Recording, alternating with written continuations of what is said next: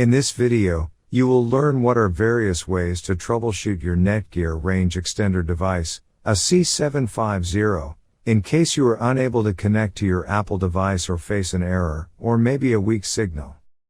The first thing that you can do is try rebooting your Netgear range extender and your router.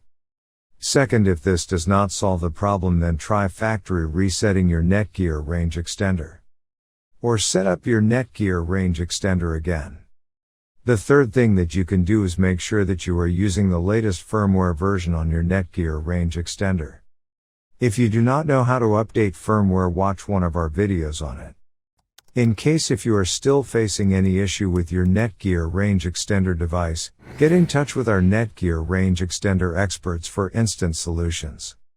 Thanks for watching our video, and do not forget to like, share and comment on the video, so that you never miss any video from our channel.